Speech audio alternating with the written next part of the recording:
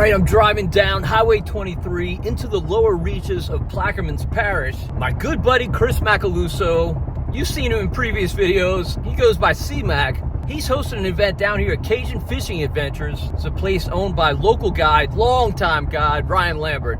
We're gonna be fishing a couple of days down here. C-Mac brought in YouTubers from around the country to kind of expose them to South Louisiana fishing. And there's no better place to do it than down here in the fall. Mississippi River's low. Actually, it's got a little bit of a jump on its way, but not enough to mess up the fishing. Should be really good.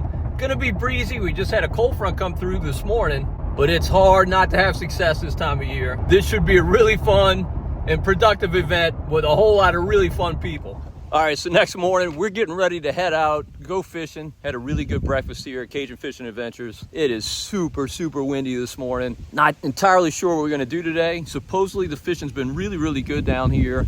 Obviously, these are pretty extreme conditions, but you know, there's areas you can get out of this wind. And we're definitely gonna have to find them today. But river's down, it's October, weather's super nice, temperature-wise. Obviously, wish this wind was about 20 miles an hour less.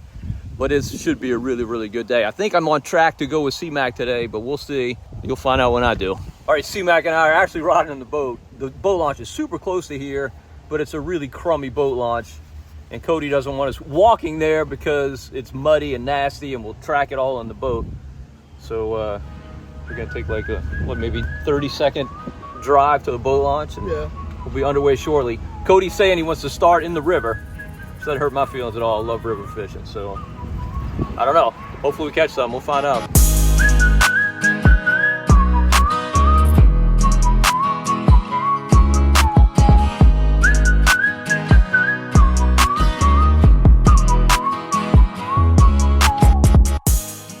Yeah, hooked up already. I got a bite of my first cast and missed him. All right, we're with Captain Cody Obiol today, fishing the rocks in the Mississippi River. Cody made one cast and is already hooked up. I made one cast, got a hit and missed it. Obviously, there's a few fish in the river. He hit it off the rocks a little bit. Yeah, let's go back. Oh yeah.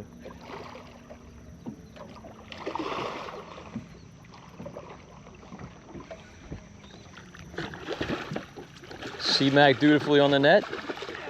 Nice. That's a definite over. Yep. Those are no longer legal to keep in Louisiana. Not that we would anyway, but he's got to go back by law. And caught on a single blade Colorado gold spinner with a, what is that, purple chartreuse vortex shad. Well, that didn't take long. Nope.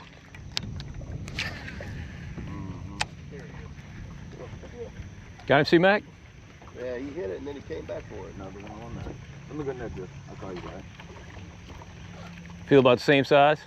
Oh, he might be a little smaller. He might actually be a keeper. Yeah, he's a good little keeper. Yeah, it's good fish.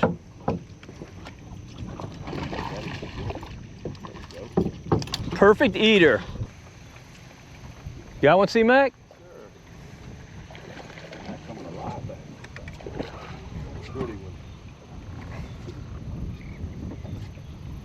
You know what I did, Todd? I just wanted to play around and put a little bit bigger blade, a little bit heavier head. Yeah. 5/16 head. Yeah. It's a good eater. You know what the cool thing about this is? What's that? This is completely uniquely Louisiana. No, you're right. There's nowhere else in the world you can do this. In the Mississippi River and catch Sit in the redfish. Mississippi River and catch redfish. Right. Nope. Can't do this in Minnesota. Like, you can't do this in Florida. You can't do this in Texas, or Alabama, or anywhere else where you catch redfish. You just can't do it. All right, this wind's got everything really stirred up. Fishing's definitely tough this morning. So we're going back to Mother's Little Helper. See if it provides some shelter. We got some rocks down there, not a whole lot. Okay. Bump a couple of those.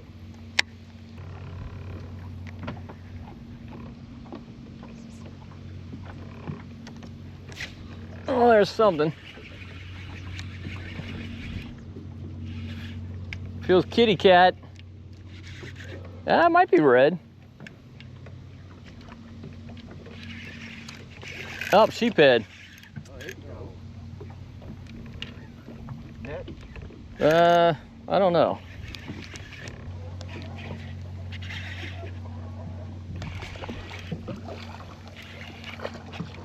Oh, I might fight for that this time. Yeah, no doubt. Oh yeah, eat well. I probably catch 3 sheephead a year. That's one of my 3. Well, that's when I caught was on a crankbait. You can tell, I want to target sheephead. Because you know, all they wanted to do was catch 150. When I was a kid, and a lot of times you couldn't. You know, you couldn't. Oh, there he is. Another sheepy? I bet another sheepy. You know, if it was rough like this, you couldn't fish the surf and catch trout. So we'd go on a bridge and catch sheephead, and we would eat them, and they were Yeah, redfish.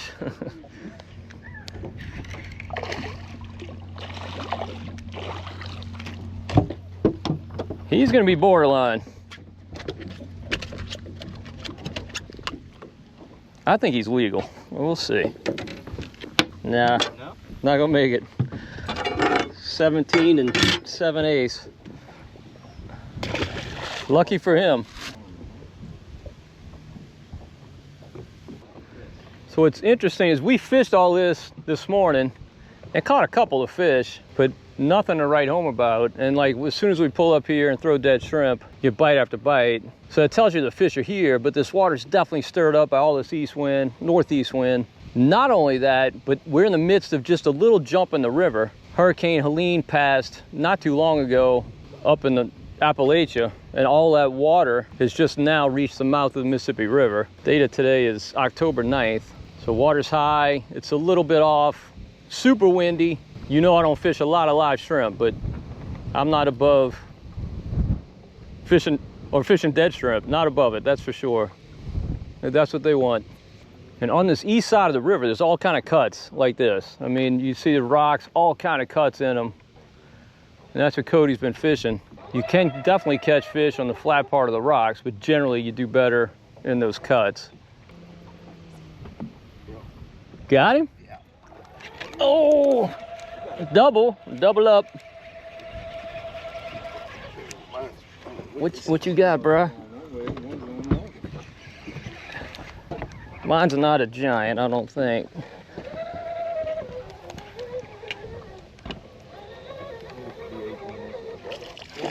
I got a drum. Oh, that one What's C-Mac got? Let's see what you got. About some groceries, man. This guy's not gonna make it. Whatever C-Mac has is gonna make it if we want it. Maybe. Cool. That's good. What is it? Oh, red. There we go.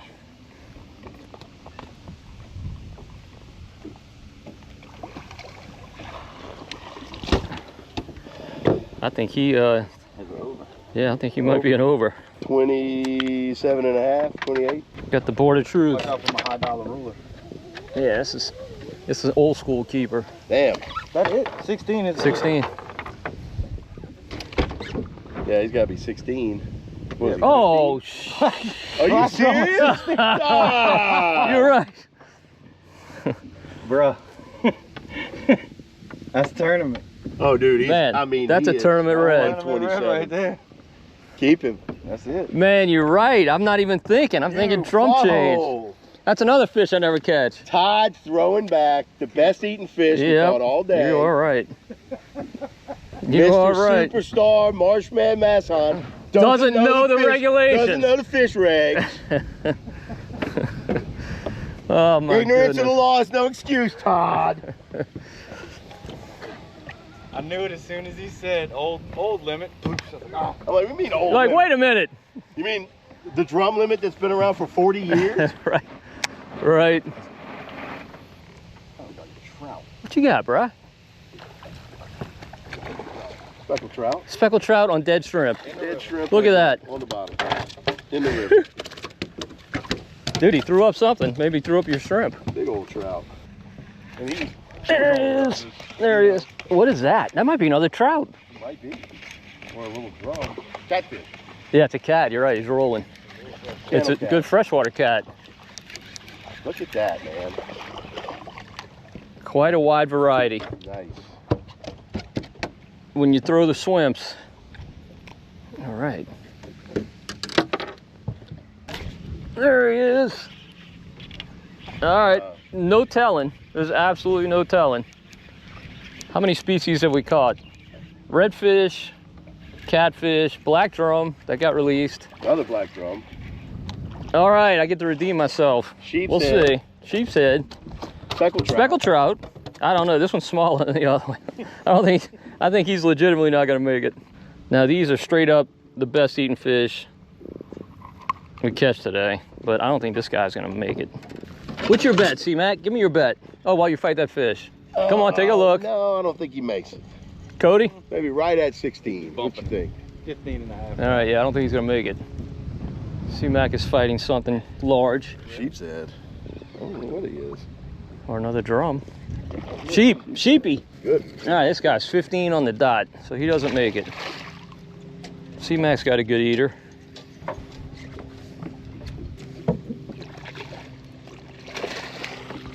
Damn. This is fun. Yeah, I'm totally down with this. But they won't drop it. You know, it's like, look, we handled it. Got him? Yeah. I don't know what this Give me your guess. He's got a little, He's got a little like a opinion. little redfish or a drum. He's got a little head shape to him. Another sheep. Sheep. head. Sheepy. There we go. I'll be able to swing this one.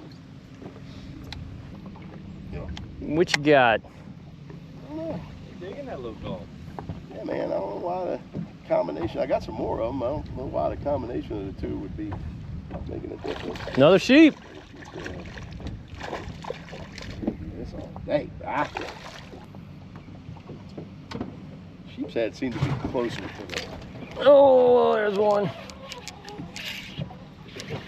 That one got a little tussle in it. I think it's another sheep. That's my guess.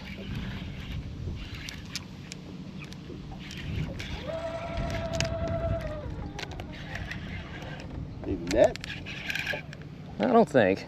So, I think he's flippable.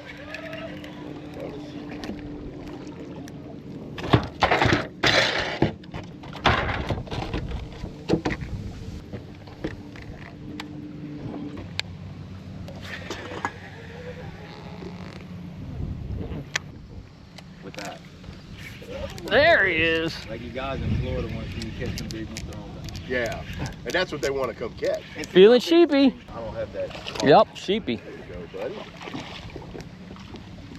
There you go, buddy. Thanks, buddy. All right. So Cody, where would you say sheephead rank on the hard to clean scale? 10. 10. He says 10. You can burn up all your knives. Yeah. I Oh, thought we were gonna double up. man, I know. When he took my bait, I got nothing. I don't know what this is. Small. Sheephead. There's a bunch down there.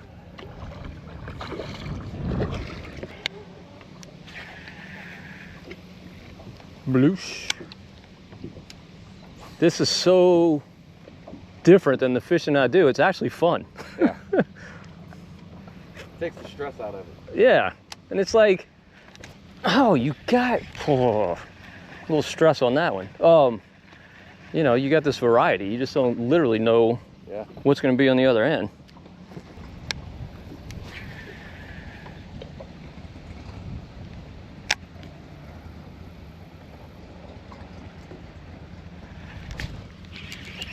This one is, boss man. this one's not big. That's what she said. That's a small little sheep. Whoo! Thank you. I texted him, I didn't get an answer. I saw the wind up. Man, that looks substantial. Got to quit on me now. Big old Drum. Beautiful drum. Nice drum. That'll even make the new limits. And the old limit. All right, here you go. Woo, Good yeah, fish, son. C-Mac. That's some groceries, man. There you go. He's got some lipstick on. I tell you what, that's my wife's favorite thing to eat. Yeah? She likes drum and lemon fish. I like triple fish. I mean, I group fish into things that I know I can catch and that I have access to versus things that I mean, down here it's a different story. Like I'd eat. Another cat. Look at that. That's Kitty. a flathead. A flathead. That is a flathead catfish. Look at this. You found him in the gap of the rock. All right. Awesome. I haven't caught a flathead in years. Dude, we need a picture. Yeah, with take that. a picture. Hang on. Here, I'll give you my phone. Sweet. Awesome. Thank you, dude. That's awesome. There's no size minimum on these. No. And, I mean, it's that in aggregate with other. Yeah. C-Mac, we are tucked here into the marsh, but we're right on the edge of something that's actually very, very important for South Louisiana, aren't we? Yeah, Ty, we're right here on the edge of what's called Neptune Pass. And I mean, it's just directly across the Mississippi River from Buras. It's a very large pass of the Mississippi River now. It can move as much as 100,000 cubic feet per second or more. Just for some perspective, that's 25,000 cubic feet per second more than what the proposed Mid-Barataria sediment diversion is going to move. But I think Neptune Pass, it's been in the news a good bit because the Army Corps of Engineers had debated whether or not they wanted to try to completely close this pass, despite the fact that it's a naturally occurring phenomenon coming off the Mississippi River, and it's building marsh, like all the marsh that you see around it. It's shallowing up what's called Quarantine Bay. It's filling it in with sediment, and that's going to build even more marsh. And so what the Corps of Engineers has proposed to do and sought public input for was how they were going to restrict this pass. There were a lot of concerns that because it was capturing so much of the river flow, that it would hinder navigation, that it would inhibit the Corps' ability to maintain the river for shipping and things like that, and that maybe it would eventually become the mouth of the Mississippi River. It is absolutely 100% building land. I mean, there are some people who dispute that. It's pretty indisputable. At times when the media has covered this issue, the question has been asked, did Mother Nature give us a free diversion? And the simple answer is yes. Mississippi River gave us a free diversion that is building more marsh here on the east side of the river. But I think a more proper way to explain it is the river did what the river is supposed to do. All of the passes off of the Mississippi River were created in a similar way to what Neptune Pass was created. It was a very narrow gap in the rocks that in 2017 you could barely get a boat through. And then the river found a weak spot during the flood time and built another channel for it to distribute water and sediment. And that's happening up and down the east side of the Mississippi River. That's just a natural process by which the Mississippi River distributes fresh water and sediment out into its floodplain. So yeah, the river gave us a free diversion, but the river's just doing what the river's supposed to do, and the river's doing what the river would be doing if there weren't levees and things like that on the west side of the river. This habitat is phenomenal. We fished just south of here in the Mississippi River today. The variety of species that we caught was just incredible. 2 species of freshwater catfish, speckled trout, sheep's head, drum, redfish, you name it. It's here in the river now, and we're not dealing with the best of conditions. I mean, obviously the Mississippi River is low right now, but we've got a ton of east wind. There's a big hurricane down in the Gulf of Mexico. These are not ideal conditions, and still in the Mississippi River, the area that some contend kills fisheries, we sat there and caught fish all we wanted this morning, and a bunch of different species. So I think this area really is a testament to just the diversity of the Mississippi River. We saw ducks and roseate spoonbill and all kinds of bird life in this marsh that's been created. This is a testament to how this river is supposed to work. So C-Mac, what do we see here on the east side of the river that we absolutely don't see on the west side of the river? Wetlands. Marsh. Here on the east side of the river, where you've got cuts like Mardi Gras Pass and Neptune Pass, and you've got all those little cuts in the rocks at Fort St. Philip, and that whole area down here south of where the levee ends, you see land building. Some of these narrow cuts in these marshes that we drove through today in the boat, you see nothing like that on the west side of the Mississippi River. What you see is a system that is in collapse. There's just no disputing the fact that the wetland systems and the marsh and the habitat for our fisheries and wildlife on the west side of the river, especially in the Barataria Basin, it is in a state of collapse because it's not getting this sediment. It's not getting the freshwater connection. And that's not to say that having the river connected doesn't come with problems. When the river's high and the water's super muddy, you're not going to catch fish right here. But then that high water and that sediment and that mud is what creates the habitat that makes it possible for us to catch all the different species that we saw today, and all the different species of ducks that are utilizing these wetlands, and all the other birds and the alligators and everything like that. That is the way that the Mississippi River Delta is supposed to behave. This is what a diversion like the Mid-Barataria diversion is trying to mimic what we see on the east side. Put that back into the west side. If not for the levees on the river on that side, the west side would look like this too.